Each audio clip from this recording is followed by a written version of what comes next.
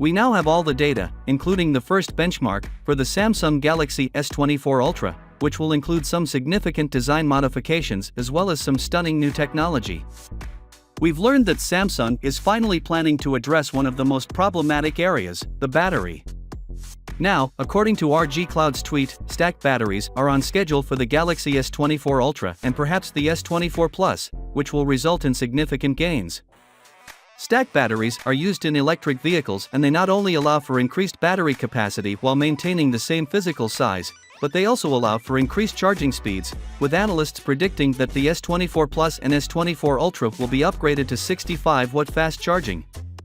We've got a cryptic tweet from Ice Universe, and he tweeted the periodic table along with the number 22, and this is of course titanium, and further down the thread he also confirms that he was talking about the S24 Ultra. He's saying that Samsung are finally going to ditch the aluminum frame on the S24 Ultra in favor of titanium, which not only adds to the phone's durability but is more premium and has a nicer feel to it.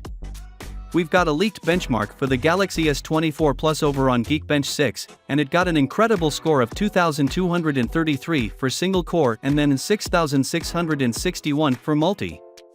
The benchmark is also for a USA variant, and it confirms it'll be powered by the new Snapdragon 8 Gen 3 processor, though not everyone will get it.